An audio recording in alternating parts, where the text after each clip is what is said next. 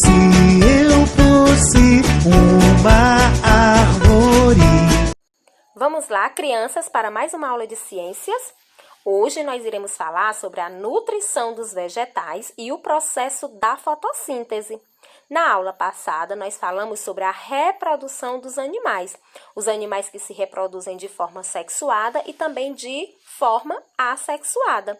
E agora nós vamos ver que os vegetais, eles são seres vivos também, assim como os animais.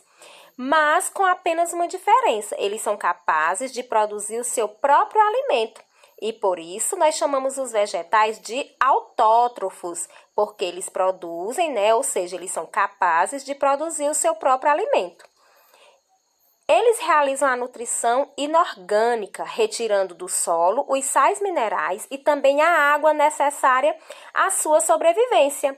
Essa absorção é feita por sua raiz, que nós podemos observar através da imagem, crianças. Nós temos aí o potássio, o fósforo e também a água, que as plantas, os vegetais, retiram do solo para a realização do seu processo de alimentação, o processo de produzir o seu próprio alimento. Então, a planta ela deve estar em um solo que propicie a retirada dos elementos necessários à sua nutrição.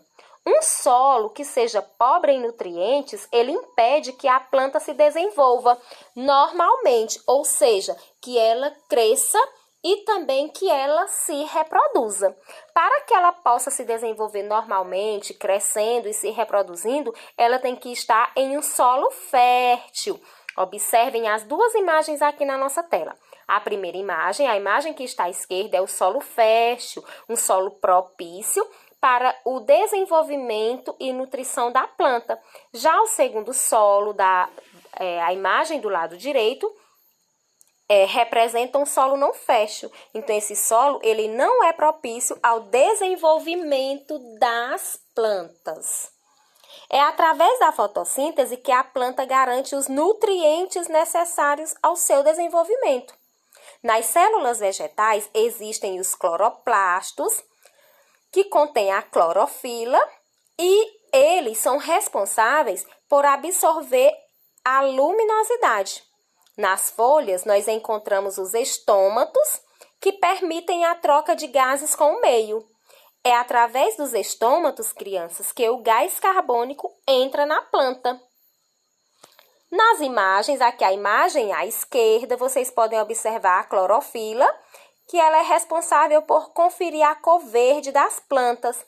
E do lado direito, vocês podem ver os estômatos, que são muito pequenininhos e eles não são possíveis ver a olho nu, somente através de um microscópio. Então, aqui na imagem, vocês podem ver o estômato aberto numa folha de tomate. A água e os sais minerais, que são retirados do solo pela raiz das plantas, formam a seiva bruta, que é transportada através das folhas por condutos internos existentes. Esses condutos nós chamamos também de vasos condutores. Quando a seiva bruta, o gás carbônico e a luz solar chegam às folhas, inicia-se então, crianças, o processo conhecido como fotossíntese. Nas folhas das plantas, a água e os sais minerais, além de o gás carbônico, que a planta possui, ou melhor, que ela absorve do ar, se transformam em alimento. Este alimento produzido é chamado de seiva elaborada. E o caule das plantas, o caule dos vegetais, é quem conduz os alimentos, que é a seiva elaborada, a todas as outras partes da planta. A glicose, que é também um produto da fotossíntese usada como reserva de energia dos vegetais, após o processo, a glicose é distribuída por todas as partes da planta. Além da glicose, crianças, é formado oxigênio, que é liberado durante a fotossíntese. Lembrando que as plantas também utilizam o oxigênio durante outro processo, que é a respiração. Então, na imagem, vocês podem observar a luz solar, que as plantas absorvem, melhor, que as plantas adquirem a luz solar, Essa luz solar, ela é propícia para a liberação do oxigênio na natureza, né? As plantas, elas liberam o oxigênio, que é o gás que nós utilizamos para a nossa respiração, e nós liberamos o gás carbônico, que é o gás utilizado no desenvolvimento da fotossíntese das plantas.